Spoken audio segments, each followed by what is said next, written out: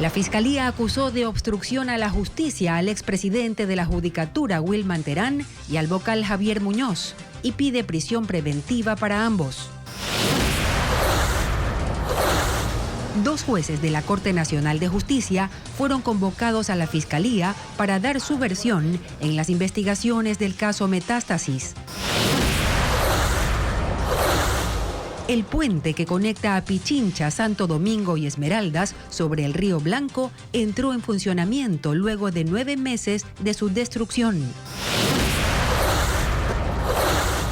La policía y la Asociación de Bancos Privados detectan 380 cuentas utilizadas por bandas delictivas para depositar el dinero recaudado por la extorsión en Guayaquil, Durán y San Borondón.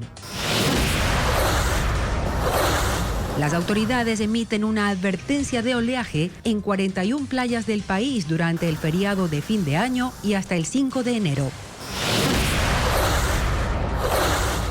Un niño de 6 años que viajaba solo para visitar a su abuela en Fort Myers fue embarcado en un vuelo equivocado y llegó a Orlando, Estados Unidos.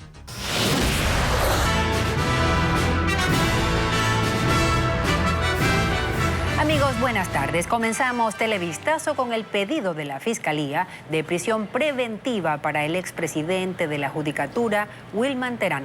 ¿Qué tal, Gaby? Hola, María Isabel, amigos, bienvenidos. En la audiencia fue acusado como autor directo del delito de obstrucción de la justicia.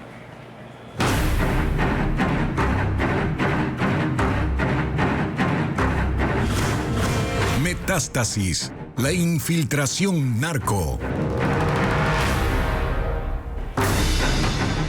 La Fiscalía pidió prisión preventiva a más de Terán para el vocal del Consejo de la Judicatura, Javier Muñoz. Francisco Garcés informa desde la Corte Nacional de Justicia.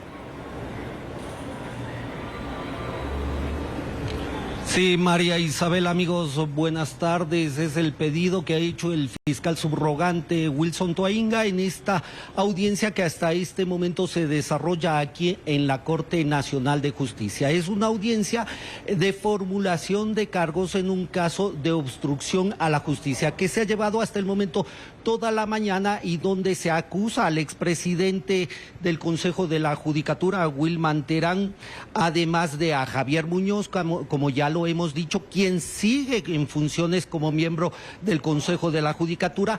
También está acusada Maribel Barreno, una de las ex vocales del Consejo de la Judicatura, todos ellos como autores directos de este delito de obstrucción de la justicia.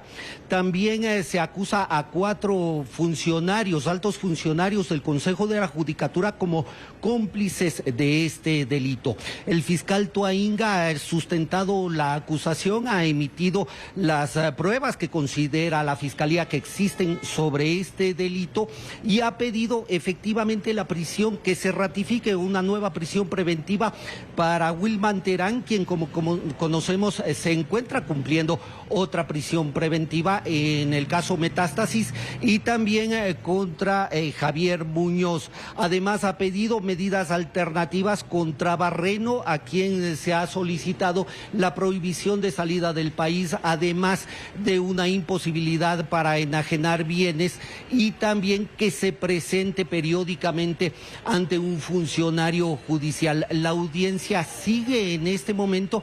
Falta por escuchar algunos de los argumentos de la defensa, y durante la tarde el juez Luis Rivera, quien preside esta audiencia, se pronunciará al respecto del pedido de la Fiscalía y estaremos atentos para informarles al respecto.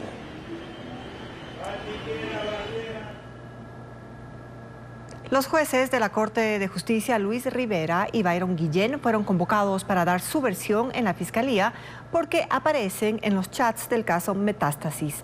Freddy Barros informa que solo un magistrado asistió. El juez de la Corte Nacional, Byron Guillén, acudió a la Fiscalía para rendir su versión en la investigación que se realiza por el caso Metástasis. El magistrado conforma la sala penal del máximo organismo de justicia y es mencionado en chat de Elide Angulo, alias estimado con el narcotraficante Leandro Norero. El habeas corpus en la Corte Nacional está asegurado con jueces como Byron Guillén y Walter Macías, que son personas fáciles de llegar a través de mujeres de buena presencia. Guillén dice estar dispuesto a colaborar con las investigaciones. Se han tomado mi nombre, yo no le conozco al señor que me menciona en esas conversaciones, no tengo ningún problema en que la Fiscalía investigue. Y estoy justamente aquí ante el llamado de la Fiscalía, justamente a esclarecer y a decirle lo mismo que le estoy diciendo a ustedes. Los medios de comunicación, justamente que no le conozco al señor. El juez Luis Rivera, también integrante de la Sala Penal, es mencionado en las comunicaciones como uno de los contactos dentro de la Corte para facilitar acciones en favor de la organización. Rivera debía comparecer a las 9:30, pero no lo hizo debido a que participa en otra audiencia. La fiscal Diana Salazar aseguró que recaba información y no descarta vincular al proceso a los dos integrantes de la Corte de Justicia. El caso Metástasis es la comprobación de que el narcotráfico y la corrupción han permeado todos los estamentos del Estado. La pregunta que surge es ¿por qué no hay una reacción generalizada de la clase política para buscar cambios estructurales y limpiar las instituciones? Dos analistas dan su opinión. El nombre lo dice todo. Una metástasis es la extensión de un cáncer. Una metástasis significa que hay un foco canceroso activo que ha saltado hasta afectar otros órganos, otras instituciones. La metástasis es solamente una parte de todo lo que le sucede al país. Son las cuestiones coyunturales, en realidad hay una cuestión mucho más profunda, estructural, que yo no veo ningún actor político, al menos desde la política, que esté dispuesto a tomar medidas para cambiar esto. Porque sí, el país se ha escandalizado, la fiscal ha sumado respaldos, pero poco más. No hay grandes propuestas para cambiar leyes, no hay proyectos para mejorar la selección de jueces o para reducir la impunidad. Porque hay cosas que les afectan a los actores políticos. Es un secreto a voces que en el Ecuador se paga por ser candidato. Se sabe, es secreto a voces que en el Ecuador la gran mayoría de organizaciones políticas son cuasi delincuenciales y tienen un registro electoral, y todo eso está dentro de este entramado de corrupción. Pero evidentemente habrán cosas que se van a saber y muchas otras, temo que la gran mayoría, que nunca vamos a tener un conocimiento público de lo que ha sucedido. Desde la veeduría. Germán Rodas le apuesta a un cambio desde la sociedad civil, porque desde la política tiene sus dudas. De aquellos que, por ejemplo, manejan la Comisión de Fiscalización de la Asamblea y están llenos de una serie de cuestionamientos, no solamente en el último momento, sino en las últimas décadas. Él cree en la obligación de exigir acciones profundas, cambios estructurales. Ve peligro en lo que llama inmediatismo. Todo este mediatismo puede formar parte tan solo de la farándula política electoral. Y lo gravísimo sería, por lo tanto, que no demos soluciones de raíz. Exigir acciones, dice, ahora que la metástasis ha salido a la luz. Y para las 16:30 de hoy fue convocada la audiencia para conocer el pedido de prelibertad del ex vicepresidente Jorge Glass. Aún le quedan por cumplir 2 años de prisión por la sentencia del caso Sobornos, pero recuperó su libertad por el fallo del juez Emerson Curipayo, actualmente detenido por el caso Metástasis. Glass está refugiado en la Embajada de México en Quito, evadiendo un pedido de detención por parte de la Fiscalía para investigaciones. 380 cuentas bancarias de Guayaquil, Durán y San Borondón eran alquiladas para depositar el dinero producto de extorsiones. Diego Cuenca explica cómo fueron detectadas. Guayaquil, Durán y San Borondón son los cantones con más casos de extorsión. La policía en el 2022 atendió a 1.500 víctimas de ese delito.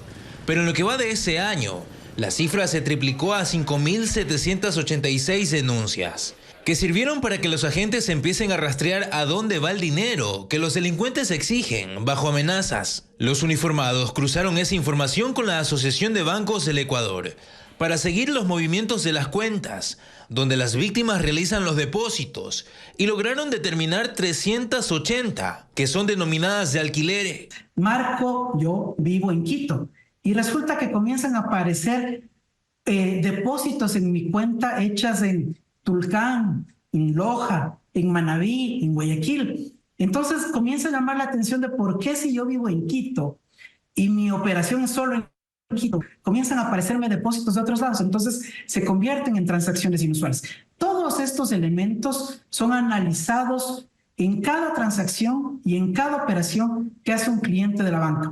La policía ha evitado dar detalles de cuánto se recaudó en esas cuentas, pero señaló que las transacciones sospechosas fueron notificadas a la Unidad de Análisis Financiero y remitidas a la Fiscalía para investigar a los usuarios de esas cuentas, que están en proceso de suspensión. Esta acción ocurre luego de que la semana pasada Mónica Palencia, ministra del Interior, indicó que el gobierno se propuso perseguir el dinero que financia a las estructuras criminales como una medida para combatir los hechos delictivos y la escalada de violencia en Ecuador. Un plan en el que trabaja un representante de la UAFE y del Servicio de Rentas Internas para cruzar información en tiempo real sobre el pago de impuestos, delitos tributarios y el manejo del dinero en efectivo. Hoy se inauguró el puente Delta sobre el río Blanco que conecta a los cantones Puerto Quito, Quinindé y La Concordia. Paul Romero con un reporte desde el sitio. Paul. Llueve a esta hora aquí en el sector de Puerto Quito, que conecta en este caso las provincias de Pichincha, Santo Domingo de los Áchilas y Esmeraldas. Sobre el puente del río Blanco, que a propósito el 18 de marzo de este año se cayó una fuerte corriente de agua del río, arrasó este puente. Con la presencia del presidente de la República, aquí el evento se desarrolló. El mandatario Daniel Noboa llegó junto a su ministro de Obras Públicas, Hernán Luque, y además también otras autoridades seccionales. Este puente Delta de fabricación china fue prefabricado sobre el río Blanco y sirve para la conectividad entre los cantones de Puerto Quito, Quinindé y La Concordia, una de las vías de conexión más importante entre la costa y la Sierra Central. El trabajo incluye cimentación, obras de protección, seguridad vial.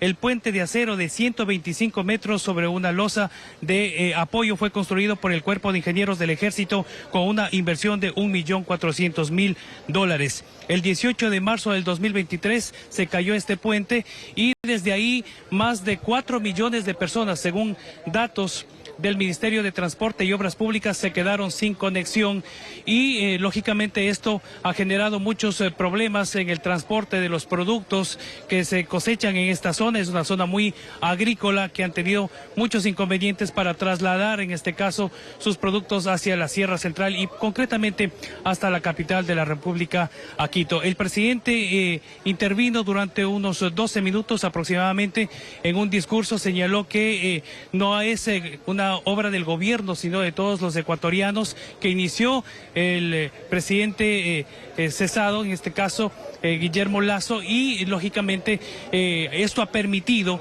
que dentro del proceso de conexión con las actividades que se desarrollan aquí en Santo Domingo, en Puerto Quito y desde luego también para Pichincha, poco a poco se vayan ya dinamizando la economía. Este es el informe que se desarrolla a esta hora aquí en el puente sobre el río Blanco, en el límite provincial de Santo Domingo, Pichincha y Esmeraldas. Vamos a la pausa. Cuidado si va a pasar fin de año en la playa. 41 balnearios están con advertencia por oleaje. También, ¿qué vías del país están obstaculizadas por deslaves provocados por las lluvias? Ya le contamos. Internacional, queremos ser más.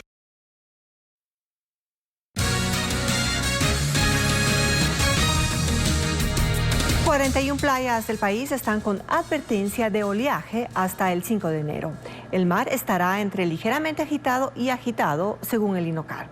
Luis Alfredo Zúñiga nos amplía. El Instituto Oceanográfico y Antártico de la Armada INOCAR informó que un oleaje procedente del noroeste arribará a la costa continental e insular del país y emitió una advertencia en 41 playas que se mantendrá durante el feriado por fin de año hasta el 5 de enero. Añadió que habrá aguaje hasta el 29 de diciembre, lo que sumado al oleaje podría provocar que el mar pase de ligeramente agitado a agitado. De los 41 balnearios con advertencia, 13 tienen bandera roja, es decir, que su nivel de amenaza es alto. La mayoría están ubicados en Manabí, pero también hay en Santa Elena, Esmeraldas y El Oro. Manta, Puerto López, Salinas y Jambelí son parte de la lista, mientras que el resto tendrán bandera amarilla, es decir, un nivel medio de amenaza. Allí constan, por ejemplo, Atacames, Muisne, Tonsupa, Pedernales, Playas, Montañita y Puerto Ayora. La lista completa se puede observar en las redes sociales de la Secretaría de Gestión de Riesgos. Las olas en la costa continental pueden alcanzar una altura de 1.40 metros, mientras en Galápagos llegarían hasta 1,90 metros. Las autoridades han recomendado mantener precauciones al realizar actividades en el mar. Las lluvias de las últimas horas provocaron 2 deslizamientos de tierra y el bloqueo de las vías Cuenca, Girón Pasaje y Loja Zamora. Decenas de conductores quedaron varados y ahora maquinaria remueve los escombros, como detalla Estefanía Arias. Fue a la medianoche que cerca de 60 metros de la vía Cuenca-Girón Pasaje quedaron bloqueados por piedras y lodo. Las lluvias de las últimas horas provocaron un deslizamiento de tierra en el kilómetro 117 del sector El Pindo, provincia de La Suay, dejando a decenas de vehículos varados. Maquinaria del Ministerio de Transporte y Obras Públicas llegó al sitio para los trabajos de remoción y limpieza. Luego de 10 horas se habilitó solo un carril. Aún así, agentes de tránsito recomiendan tomar la vía alterna Cuenca-Molleturo, pues se estima que estas labores duren todo el día. Las precipitaciones también causaron un deslave en la vía Zamora-Loja en la provincia de Zamora-Chinchipe. Ahí un tramo de la carretera quedó inhabilitado debido a la acumulación de agua y tierra en el sector El Retorno. Excavadoras están en la zona limpiando la vía de primer orden y hasta el cierre de este informe se confirma que un carril está habilitado. La Secretaría de Gestión de Riesgos confirmó que no hubo heridos en estas 2 emergencias y que desde el 23 al 26 de diciembre se han reportado 6 deslizamientos en el país, siendo Pichincha, Esmeraldas y Azuay las provincias más afectadas. El referéndum de la reforma legislativa y la consulta popular del gobierno podrían unificarse. Patricio Díaz informa que el régimen y el CNE coinciden en que así ahorrarán recursos. El Consejo Nacional Electoral se prepara para 2 procesos que requieren la aprobación ciudadana. La Asamblea aprobó la reforma constitucional para que las Fuerzas Armadas apoyen a la policía en la lucha contra el crimen organizado. Y luego del control constitucional, debe pasar a referéndum aprobatorio. Además, el presidente de la República, Daniel Noboa, confirmó que propondrá una consulta popular, entre otros temas sobre seguridad. Las preguntas todavía no han sido enviadas a la Corte Constitucional, pero los representantes del gobierno han señalado que la consulta estaría lista antes del fin de año. Frente a esto, el viceministro de Gobierno, Esteban Torres, confirmó que el régimen buscaría unificar los 2 procesos en un solo día. Y según el CNE, sería también la opción idónea para ahorrar recursos. El proceso para unificar las consultas sería mediante un pedido a la Corte Constitucional, pues los plazos son diferentes, 45 días para el referéndum y 60 para una consulta popular. Ya se hizo el mismo tipo de solicitud a la Corte para unificar la consulta sobre el Yasuní con las elecciones anticipadas. Trabajaría con un posible calendario electoral, marzo, abril, posiblemente, pero todo depende cuando salga ya oficialmente la comunicación hacia el Consejo Electoral. Para la realización del proceso, unificado o no, se tendrían que cancelar primero deudas a proveedores del CNE que el Ministerio de Finanzas aún no transfiere. Entre ellos, cerca de $7 millones al Instituto Geográfico Militar por la impresión de papeletas. Días antes de su anuncio, el plan del gobierno para focalizar combustibles ya genera preocupación. ¿Qué dicen los transportistas? En breve, su postura. Además, un niño de 6 años fue embarcado por error en otro vuelo en Estados Unidos. ¿Qué respondió la aerolínea? Entérese luego del corte. Ecuador se salva de pagar $198 millones al ganar la demanda que presentó Worley Parsons por supuestos montos impagos en contratos con Petroecuador y la Refinería del Pacífico. Adriana Bermeo con el informe. Ecuador ganó la demanda interpuesta por Worley Parsons y evitó el pago de $198 millones que exigía la compañía estadounidense de servicios petroleros por unos supuestos montos impagos por contratos suscritos con Petroecuador y la empresa Refinería del Pacífico en los proyectos. Rehabilitación de Refinería de Esmeraldas, planta de licuefacción de gas natural en Bajo Alto, Refinería del Pacífico y planta de gas licuado de petróleo de Monteverde. La Procuraduría precisó que la decisión la tomó un laudo arbitral internacional con sede en París que aceptó los argumentos de Ecuador y desestimó las pretensiones de Worley Parsons con base en los parámetros del Tratado Bilateral de Inversiones con Estados Unidos. En el dictamen también se ordena que la empresa estadounidense pague los honorarios y costos del proceso. El monto ya fue definido en el laudo, sin embargo, la cifra se maneja de forma reservada para evitar nuevas acciones judiciales. El fallo del Tribunal Internacional es definitivo. Solo cabe la posibilidad de que Worley Parsons pida la nulidad del proceso que presentó en febrero del 2019. La defensa legal de Ecuador estuvo liderada por la Procuraduría con el apoyo del estudio jurídico internacional Square Patton Box. Worley Parsons es una de las empresas que aparece en el caso Sobornos como supuesto aportante de Alianza País. La Contraloría la señaló por irregularidades en la fiscalización de la repotenciación de la refinería de Esmeraldas. También se encargó de la gerencia de la refinería del Pacífico, que nunca se llegó a construir.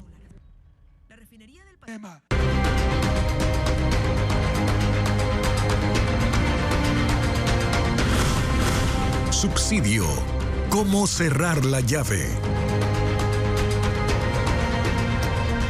Transportistas interprovinciales y pesados están preocupados por el anuncio de focalizar el subsidio a los combustibles. El país destinó $1.300 millones únicamente para diésel. Sostienen que el gobierno no ha socializado el plan que se anunciará en enero y cuentan que ellos tienen propuestas.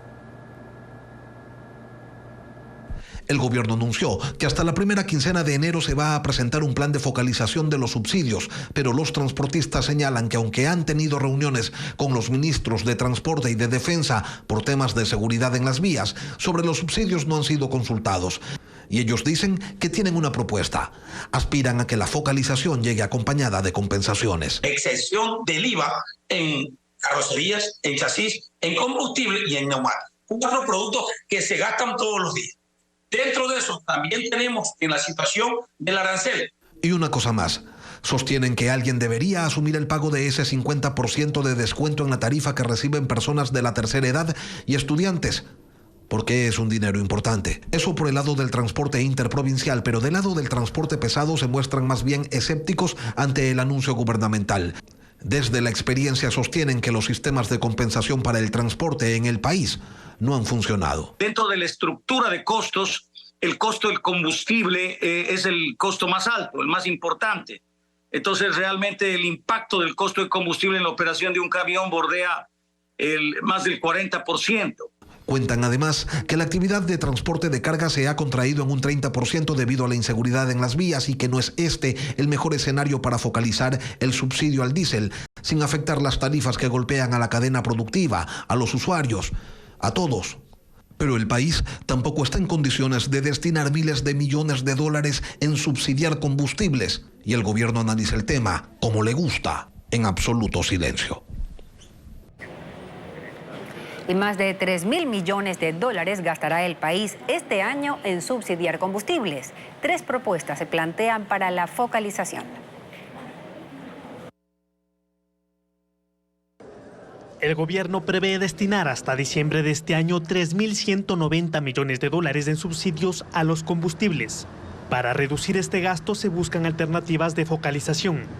La Cámara de Distribuidores de Combustible tiene desde el 2019 un plan. Es el uso de tarjetas de débito anclada a un banco público. Con esta herramienta el consumidor tendría un documento a su nombre, con cupo fijo, equivalente al valor del subsidio asignado por el Estado. Se usaría únicamente para la carga de gasolina o diésel. Primero, que no necesita un software de $300 millones. Segundo, que esa tarjeta solo sirve para comprar combustible y es un mecanismo de compensación. En el 2020 y 2021, durante el gobierno de Lenín Moreno, se aplicó la medida de bandas. El exministro de Energía, René Ortiz, aseguró que el Estado pudo ahorrar 1.200 millones. Este sistema propone alzar en máximo 5% mensual el valor de los combustibles conforme el comportamiento del mercado hasta llegar al precio internacional. Indica que a la par, el régimen debería tener un plan de focalización dirigido a los usuarios. Se podría utilizar un sistema informático anclado a la cédula para determinar quiénes serían los beneficiarios.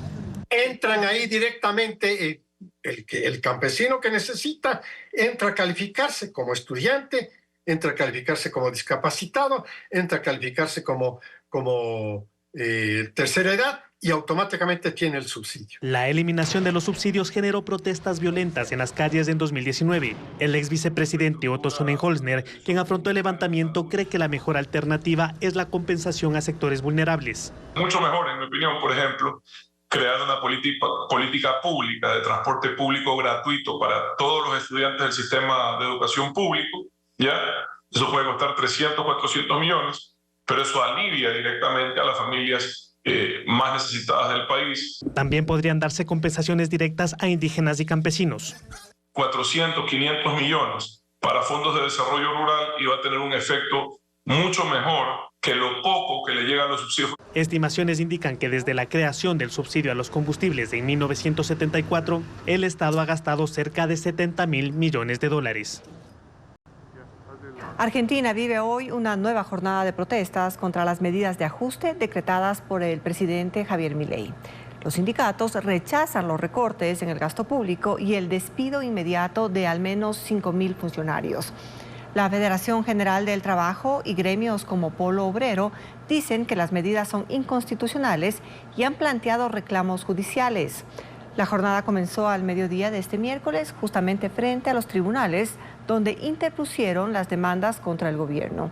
La administración de Milei ha dado autorización para que las concentraciones se realicen solo en plazas y parques, sin obstaculizar calles ni cortar vías a la circulación de autos y peatones.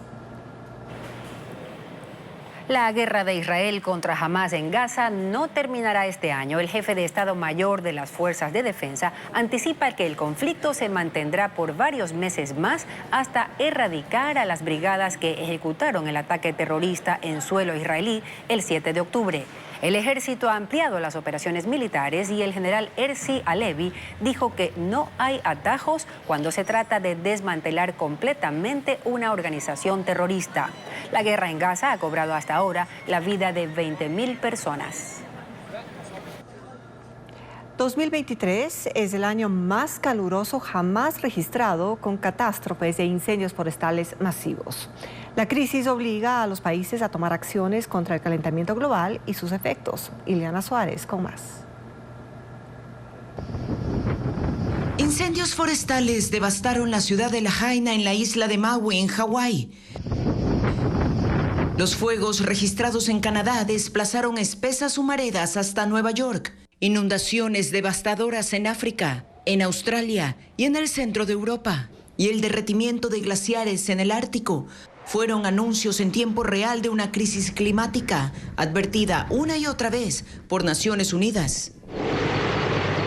Desde mediados de 2023, los científicos del programa Copérnico aseguraron que este pasaría a ser el año más caluroso registrado en la historia contemporánea.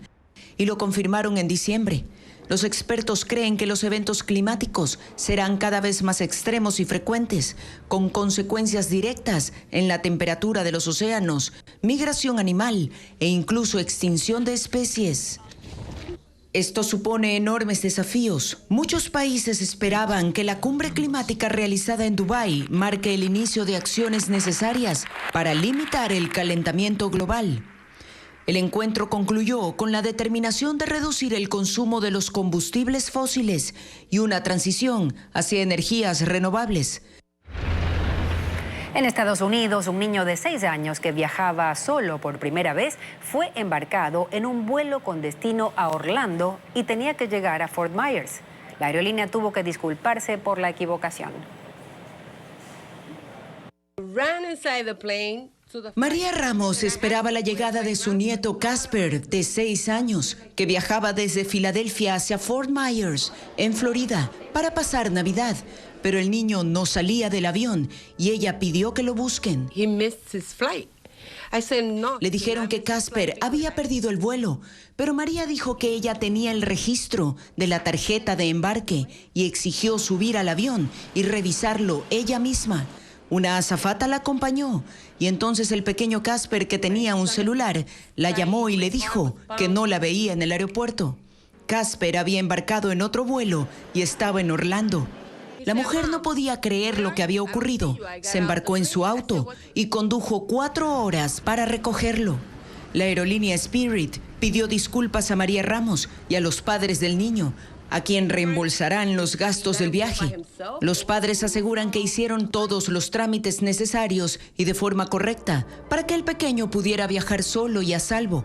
La aerolínea asegura que ha iniciado una investigación interna para esclarecer los hechos y saber cómo el pequeño Casper fue a parar al avión equivocado.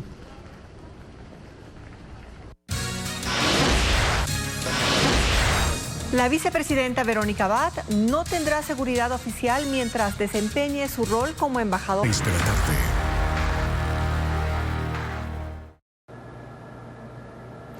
Daniel Noboa decretó que Verónica Abad no tendrá apoyo de la Casa Militar Presidencial mientras desempeñe su rol como embajadora por la paz en Israel. La vicepresidenta de la República, Verónica Abad, no tendrá seguridad oficial durante su estadía como embajadora extraordinaria y plenipotenciaria en Israel. Así lo dispuso este martes el presidente Daniel Noboa mediante el Decreto Ejecutivo 90. En el documento manifiesta que la Casa Militar Presidencial proporcionará seguridad y protección al vicepresidente de la República, su cónyuge y familiares cuando se encuentre prestando funciones en el Ecuador. Abad reside en Tel Aviv desde el pasado 10 de diciembre y previo a su viaje solicitó requerimientos puntuales a los ministerios de Defensa, de Gobierno, del Trabajo y Cancillería, referentes a salarios, personal de trabajo, riesgos de la misión y su seguridad. En este último pidió realizar un análisis técnico-jurídico para la movilización de especialistas de las Fuerzas Armadas con estándares de desplazamiento internacional para cumplir con el rol encomendado por el primer mandatario. Con esta nueva norma, Noboa derogó el Decreto Ejecutivo 75 sobre seguridad presidencial emitido por su predecesor Guillermo Lasso en el 2021 y que no tenía restricciones territoriales. 41 fotografías que muestran las costumbres y cultura de Turquía se exponen en Quito. A la par hay otra exposición denominada Obsidiana. Estefanía Arias con el tema.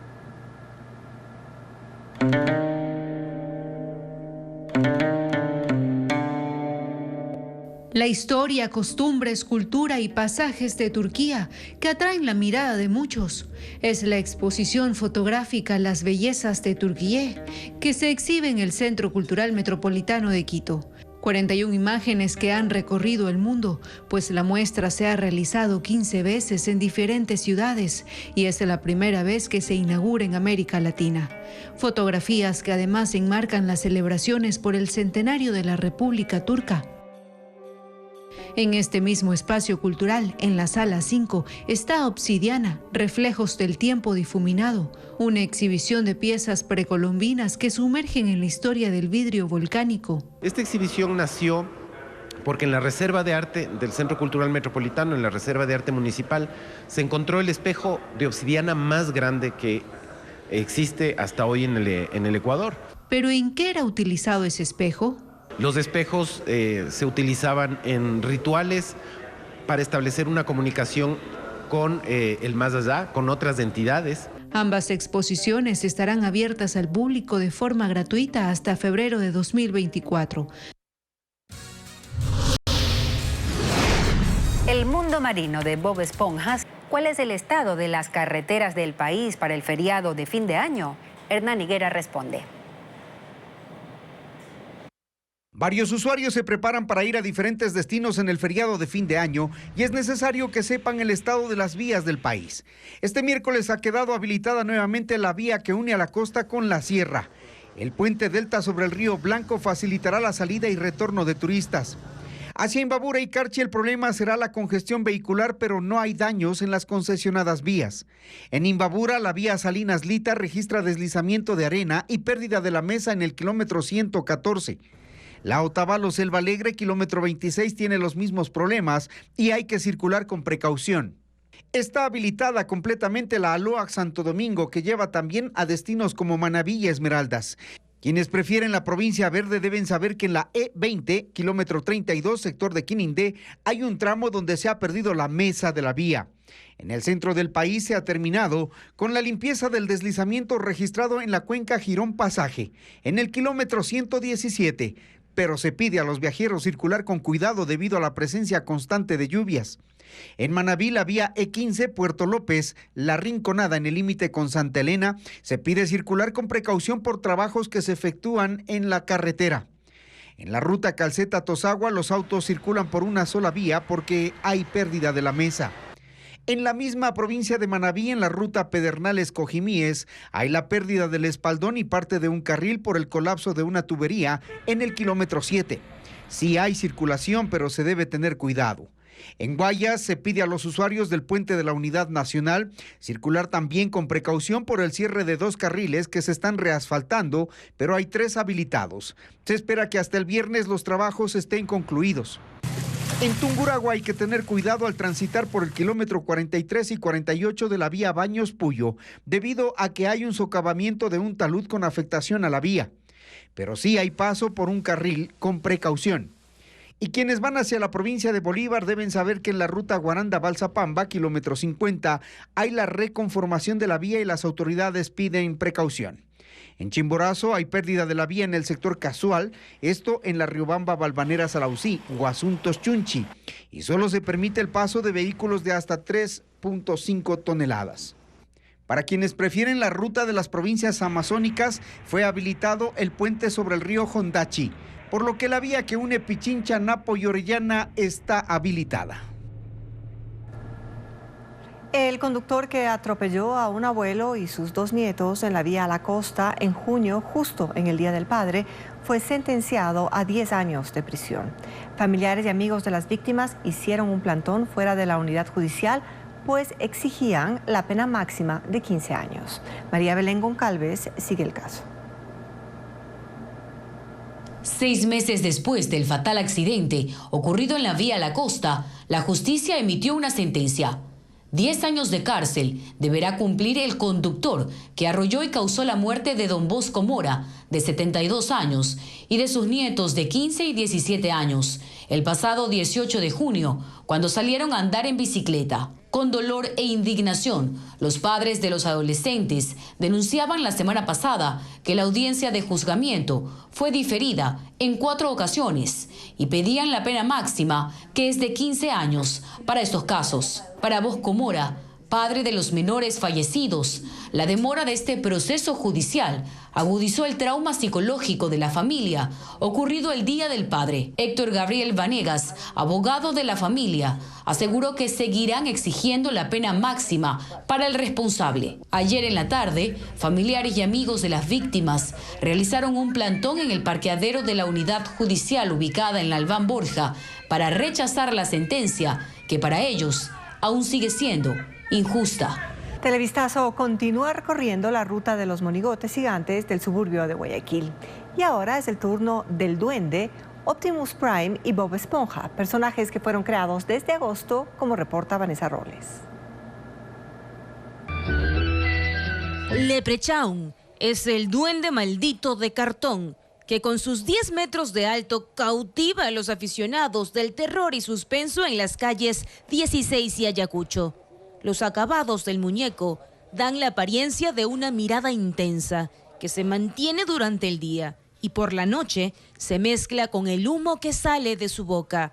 Su enorme sombrero y grandes garras lucen en las fotografías que se toman los visitantes arriesgados. Varilla para comenzar a darle forma, de ahí viene lo que es el cartón, papel, viene la fibra de vidrio. Ya nosotros vemos ya más o menos agosto, septiembre, ya qué monigote hacer.